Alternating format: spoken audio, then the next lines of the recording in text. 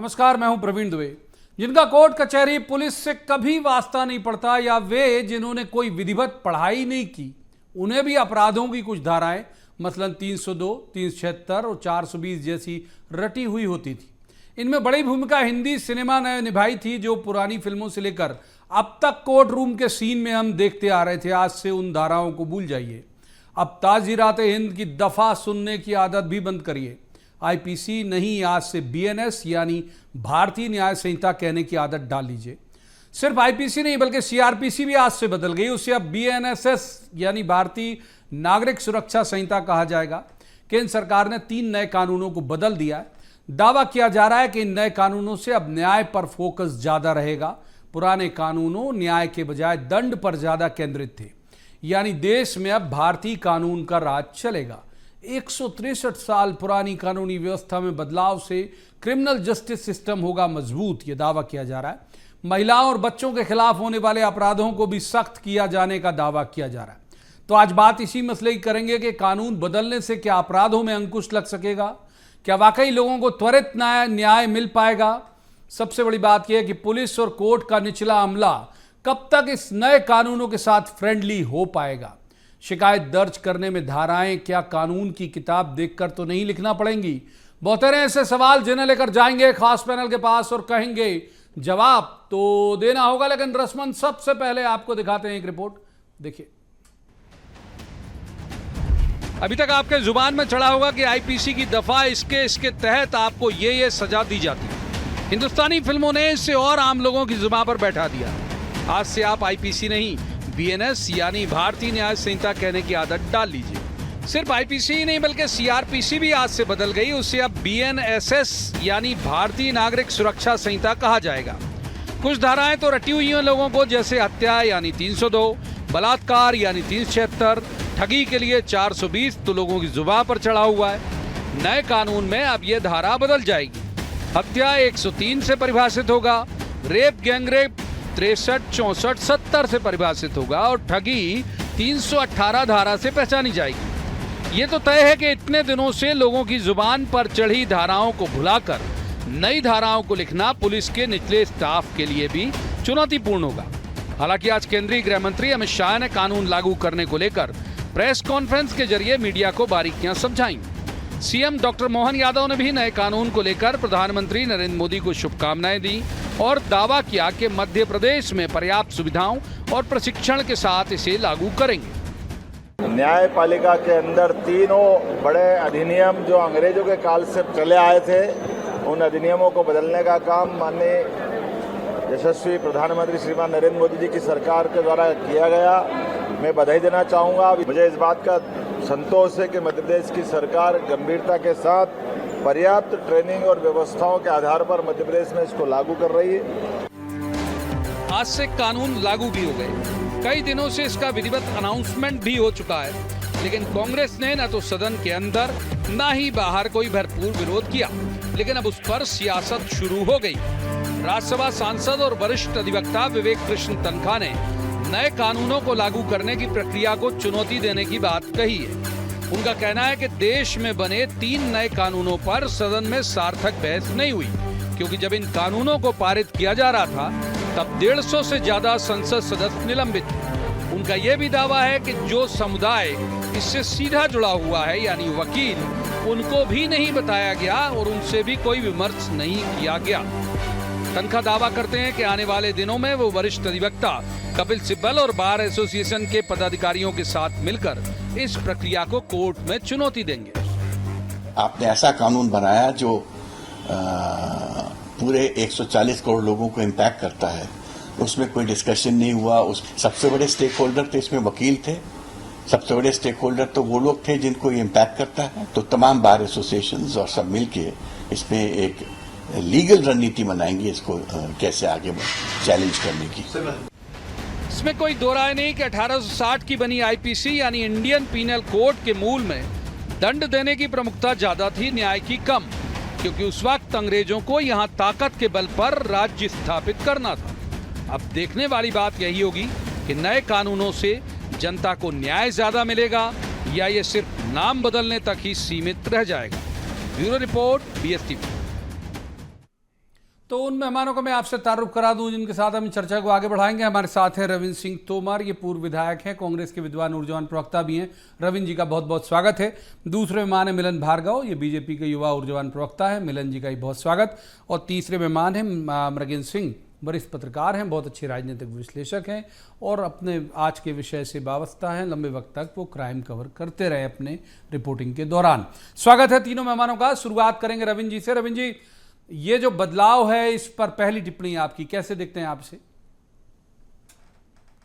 तो ठीक है, उसमें कोई टिप्पणी इसलिए नहीं है कि कानून का राज होना चाहिए और अगर न्याय लोगों को मिलता है तो इससे अच्छा क्या है। लेकिन एक हमारे जो नेता विवेक तन्खा जी जो बात कह रहे थे कि इतना महत्वपूर्ण निर्णय, उसमें कम से कम चर्चा तो हो जानी चाहिए थी, उसमें कोई बुराई वाली बात नहीं थी। किस प्रकार से इसको आगे बढ़ाया जाएगा, लागू किया जाए, तो इसमें केवल इतनी सी बात आ रही है। बाकी तो मैं समझता हूँ कि अगर जैसे अभी मीडिया के माध्यम से मैं सुन रहा था कि देखेंगे कि इसको कितना प्रभावी ढंग से लागू करते हैं, इसको, यही चीज है। बाकी तो अगर कोई ठीक काम हो रहा है तो उसमें कोई आपत्ति नहीं होनी चाहिए। ठीक काम है, आपत्ति नहीं होनी चाहिए। मिलन जी, क्यों जब उस वक्त लाया गया, ये कांग्रेस की आपत्ति है कि जब बहुत सारे जो सांसद हैं उनका सस्पेंशन चल रहा था, वकीलों से राय नहीं ली गई। ये क्लेम विवेक तन्खा जी कर रहे हैं कि भाई उन्हें जो वाबस्ता है उससे, जिन्हें दैनंदिन तौर पर जुड़ना है, हम आपको तो रोज का विषय है नहीं, उनके तो रोज का विषय है। निश्चित रूप से प्रवीण जी, देखिए 150 साल के गुलामी के प्रतिबिंब को आज बदलाव का दिन है और ये ऐतिहासिक पल है जब भारत का अपना एक कानून संहिता होगी जिसके माध्यम से लोगों को न्याय मिले और न्याय पे जो भरोसा होना चाहिए था, जो दशकों से लंबित था, आज दिखना है। भारतीय पद्धति के हिसाब से न्याय की लड़ाई में न्याय जीत, और इसमें जिस तरीके से लंबी चर्चा के बाद आज अमित शाह जी चूंकि गृह मंत्री हैं देश के, उन्होंने भी स्पष्ट कर दिया किस प्रकार से इस कानून को लाया गया और लगातार पे चर्चा और बैठकों का दौर चला जिसमें वो अकेले शामिल नहीं थे।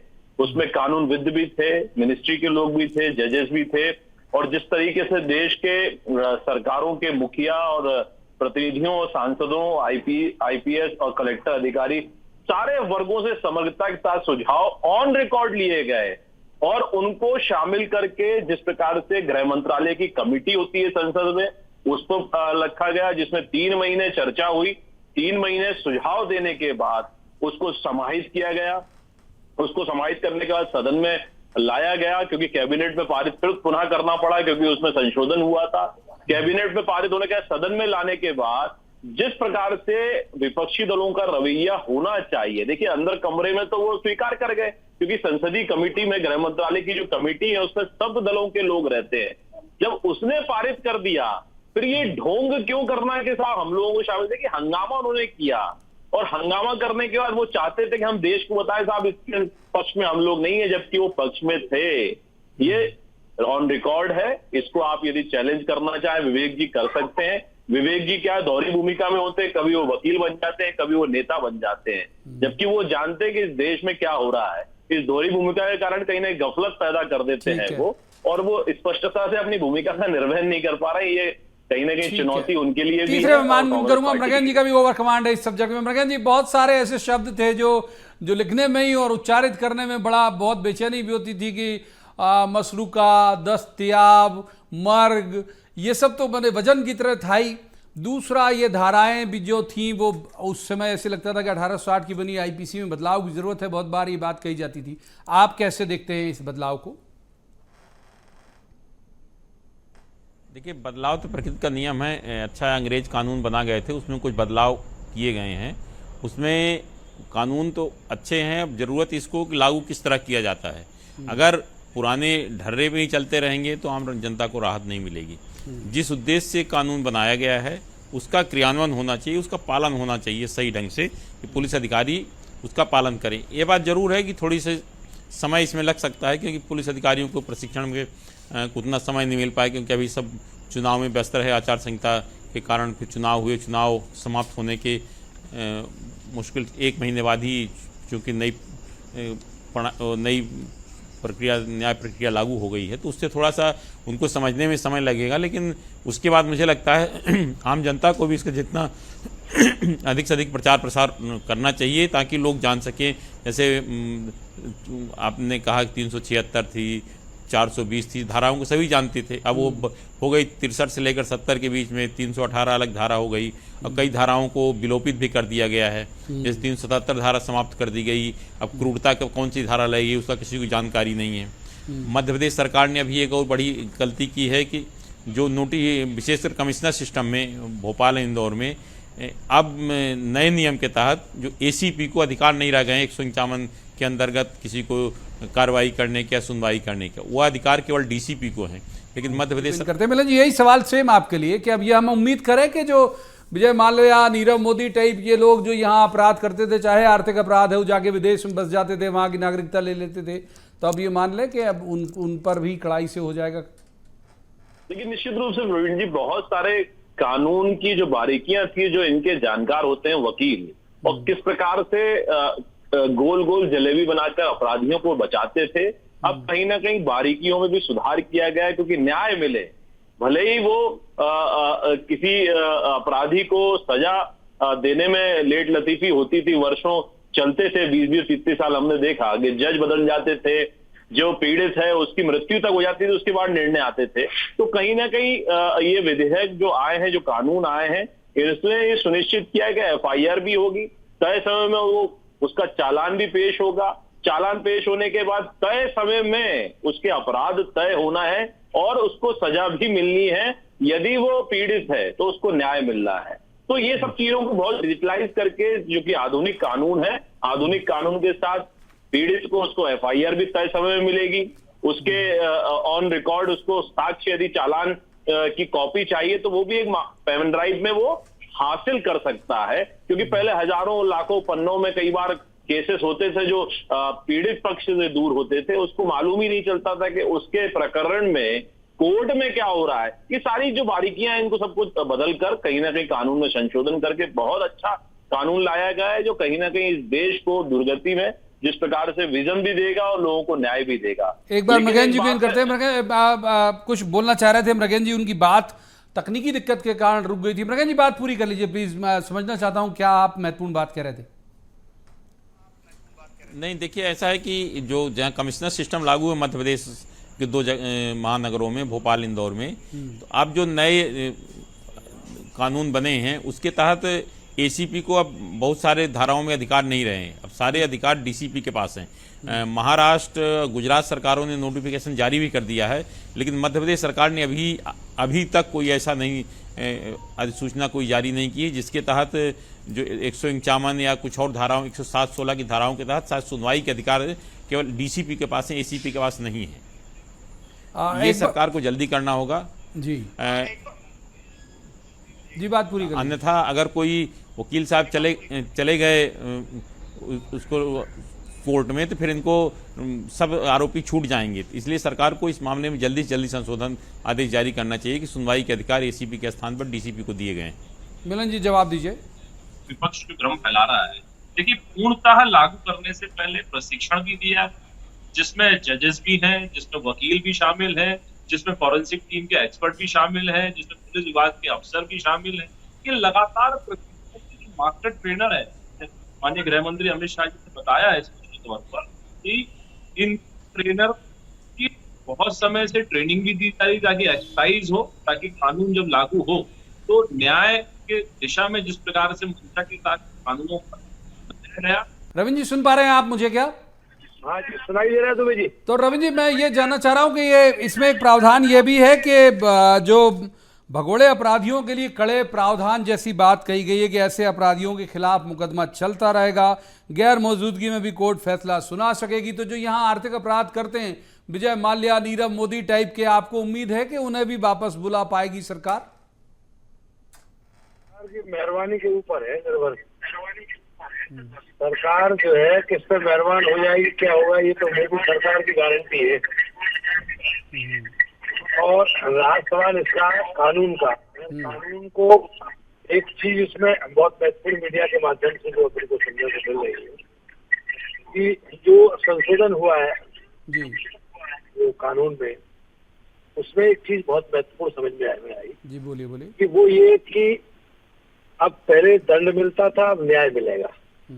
क्योंकि न्याय के लिए हम लोग कोर्ट में जाते हैं तो वहां तारीखें मिलती थी। तो जिस प्रकार से अगर ये सच्चाई में धरातल पर ही लागू हो जाएगा तो अच्छी बात। दूसरी हमारे विद्वान प्रवक्ता जी एक बात कह रहे थे कि डिस्कशन के बारे में जो बात की हमारे नेता जो इन्होंने अभी कि वो उस पर परामर्श होना चाहिए था, ये मैं भी कह रहा हूँ कि कोई सार्थक बहस करके कोई कानून लागू होता है तो उसमें बुराई क्या है? भाई विपक्ष है किसके लिए? विपक्ष इसी के लिए है। वकील वर्ग है, इतना बड़ा वर्ग है, तो वो इसलिए है कि वो उसको कानून को, उनको 24 घंटे वही काम है उनका, कोर्ट में बैठ जाना, लोगों के मुकदमे देखना, तो उनसे परामर्श करने में कोई बुराई नहीं है। 3 महीना पिछली जो बात कह रहे हैं कि 3 महीना पिछली सदन अभी चल रहा है, 4 तारीख को रिजल्ट आया लोकसभा का, तो 3 महीना पहले क्या चल रहा है ये क्या पता है? वकीलों को पता है या किसी कोई राजनीतिक दल के लोगों को पता है? क्या विपक्ष के लोगों को पता था ये? तो इतनी सी बात है कि केवल जब हम सार्थक बात कह रहे हैं तो उसको स्वीकार तो करिए कि हाँ हम आप सार्थक बात कह रहे हैं। उसमें एकदम उसको बहस का मुद्दा आप स्वयं बनाते हो, फिर कहते हो विपक्ष ने हमारी बात को पसंद नहीं किया। विपक्ष का एक ही काम है, ये सारी चीजें भी तो समझना चाहिए। तो सार्थक काम करने में हम तो ये कहते हैं कि करिए ना। अच्छा, कोई समस्या इस बात की लोगों को उलझाने की बजाय लोगों को अच्छी दिशा में ले जाया जाए, यही काम है पक्ष विपक्ष दोनों का। एक बार मृगेन जी को इन करते हैं। मृगेन जी, नया ये आप देखिए कि एफआईआर लिखता है सिपाही, मतलब अमूमन सिपाही और उससे ऊपर वाला व्यक्ति। भाई कोई टीआई तो एफआईआर अमूमन लिखते नहीं है, टीम उनके पास होती है, मुंशी जो होते हैं वो लिखते हैं। वो जल्दी फ्रेंडली हो जाएंगे आपको लगता है इन सारे मसलों को लेके? मतलब उन्हें तो ज़्यादा उसकी ज़रूरत है, नहीं तो पन्ने ही पलटाते रहे। आप एफआईआर कराने गए तो बहुत देर तक वो देखेंगे कि भाई किस धारा में लिखूं अभी शुरुआती दिनों में। निश्चित रूप से जो प्रधान आरक्षक होता है, जो अधिकतर एफआईआर लिखता है, तो उसको और ज़्यादा प्रशिक्षण देने की ज़रूरत है। इसीलिए आप देखिएगा थानों में आजकल जो नई धारा परिवर्तन हुआ है ना, 1 जुलाई से लगा दी गई है कि देख के, क्योंकि अभी याद तो नहीं है कि पहले तो सब रटी हुई धाराएं थी, अब उनको उसमें थोड़ा सा समय लगेगा तैयार होने में, महीने 2 महीने अच्छी तरह से। इसीलिए आप देखिएगा जो भी एफआईआर होगी लिखने में काफ़ी समय लगेगा, क्योंकि लोगों को काफ़ी सोच समझ के, क्योंकि ऑनलाइन एफआईआर अगर एक बार कुछ धारा लिख गई तो पता चला कि आरोपी को लाभ मिल जाए, इसलिए अभी थोड़ा सा इसमें समय लगेगा। और मैं समझता हूँ इसमें समय देना भी चाहिए ताकि किसी के साथ अन्याय ना हो सके। अच्छा, इसकी खूबियां या खामियां अगर आपसे बोलूं चिन्हित करें तो क्या आपको खूबी लगती है और क्या खामी? देखिए, खूबी तो इसमें कई सारी हैं। जैसे एक तो ये कर दिया गया है कि आपको निश्चित समय सीमा में चालान करना होगा, न्यायालय में भी कि इतने समय में चालान के बाद उसका निर्णय भी होना पड़ेगा। नहीं तो अभी तक होता क्या, देखिए 20-20 साल तक, कई मामलों में तो ऐसा होता है कि 40-40 साल तक फैसले नहीं होते। जो आरोपी है पता चला उसकी डेथ हो गई है, फैसला नहीं हुआ। इसमें जो समय सीमा दी गई है तो मुझे लगता है अच्छी चीज़ है। इसमें लोगों को फ़ायदा होगा, लोगों को समय पर न्याय मिलेगा। लेकिन साथ ही जरूरी इस बात की है कि जो जजों के इतने पद खाली, आप देखें न्यायालय में कितने मामले लंबित हैं, तो एक हर चीज़ के, हर व्यक्ति काम करने या केस की सुनवाई की समय सीमा होती है, एक सीमा होती है। अगर उससे ज़्यादा नहीं कर सकता है तो सरकार के ये जो नए धाराएं आई हैं तो निश्चित रूप से अच्छी हैं, लोगों को राहत देंगी। हाँ, समझने में पुलिस कर्मियों को या हमारे वकील लोगों को समय लग सकता है, क्योंकि कोर्ट में भी जाएंगे, वकीलों को भी इन धाराओं में पढ़ने में समय लगेगा, जब बहस होगी तो उसमें। लेकिन जब तक मुझे लगता है कोर्ट में मामले पहुंचेंगे तब तक 2-3 महीने का समय हो जाएगा और लोग परिपक्व हो जाएंगे, तो इसलिए वहाँ ज़्यादा दिक्कत की बात नहीं आएगी। शुरू में थानों में जरूर दिक्कत आएगी, लेकिन अगर सही ढंग से लागू किया गया निश्चित रूप से लोगों को फायदा होगा। जैसे अभी होगा, कोई भी घटना हुई है तो उसकी पूरी वीडियोग्राफी करानी पड़ेगी। ऐसी स्थिति में अगर लोग कहा जाता है कि राजनीतिक दबाव या राजनीतिक प्रभाव या अन्य किसी कारणों से किसी आरोपी को छोड़ दिया जाता है, तब छोड़ नहीं पाएंगे, क्योंकि जब घटनास्थल पूरी वीडियोग्राफी होगी तो उसको तो आप नहीं कह सकते भाई मैं घटनास्थल पर नहीं था। अभी आप कई चीज़ों में ऐसा होता है कि जो प्रभावशाली लोग होते हैं भले घटनास्थल पर रहे, वो बोल देते हैं कि नहीं मैं था ही नहीं तो मेरे को जबरन आरोपी बनाया गया। ये बहुत सारी चीज़ें ऐसी हैं कि इससे जो जांच के तरीके, अत्याधुनिक जांच के तरीके से इससे न्याय प्रणाली मजबूत होगी। साथ ही आरोपी भी अब बचने में जरा उनको काफ़ी कठिनाई होगी, जो अपने प्रभाव का उपयोग करके बच जाते थे, उसमें भी जरा काफ़ी कुछ न्याय लोगों, गरीब को भी न्याय मिलेगा और जो प्रभावशाली लोग हैं बच नहीं पाएंगे। एक बार रविंद्र जी को इन करते। रविंद्र जी, मुझे याद है कि बीच में जब एक प्रावधान आया था तो आपकी पार्टी और विपक्ष मतलब के भी बहुत सारे दल, उन्होंने उस पर आपत्ति की थी। वो थी एक्सीडेंट से मौत, जो इस नए वाले उसमें 104(1) कहलाएगा, मतलब 104 कहलाएगा, माफ कीजिए, हिट एंड रन, और उसका 104(1) भी एक उसकी दूसरी वो है धारा। उसमें अगर लापरवाही से वाहन चलाने से मौत होने पर जेल जाने का प्रावधान, 7 साल तक की सजा यदि ड्राइवर वहां से भाग जाता है। तो आप लोगों ने मुझे याद है कि आपकी पार्टी ने इसका विरोध किया था कि भाई ये वाली धारा में एक बार पुनर्विचार होना चाहिए। आपकी टिप्पणी? टिप्पणी तो सीधी, उसमें तो पूरे ड्राइवर जितने देश भर में हड़ताल की उन्होंने जी। उनका कहना ये था कि हम कैसे इसको वो करेंगे। मान लो किसी ड्राइवर से दुर्घटना हो जाती है, अब वो जेल चले जाएगा, उसके बच्चे कौन पालेगा? बस दुर्घटना को जानबूझ के नहीं की उसने, मान लो गलती से हो गई या सामने वाली गलती से हो गई, तो उसको वो कानून जो इस तरह का था, तो ड्राइवर खुद ही हड़ताल पे थे पूरे देश के, उससे सरकार घबरा के उसको वापस ले लिया। हमारी पार्टी तो विपक्ष में, विपक्ष का तो कोई काम ही है कि अगर सरकार का फैसला कहीं गलत है तो हम उसका टिप्पणी करेंगे, जनता के हित में बात करेंगे, तो हमारा काम है वो। तो वक्त इजाजत नहीं देता इससे ज्यादा चर्चा के लिए। बहुत बहुत शुक्रिया तीनों मेहमानों के लिए। मैं मृगेंद्र जी की बात से बिल्कुल सहमत हूं कि कोई भी बदलाव यदि मान लीजिए जनता के फायदे के लिए हो रहा है या उन्हें लाभ मिल रहा है, उन्हें न्याय मिल रहा है असल मायने में, जो इसका मूल भी है, तो फिर उसका स्वागत होना चाहिए। लेकिन ये इसके नतीजे देखने के लिए हमको कुछ वक्त का इंतजार जरूर करना होगा। आज की चर्चा में इतना ही। कल किसी खास मसले पर खास पैनल के पास जाकर कहेंगे, जवाब तो देना होगा। आप देखते रहिए BS TV।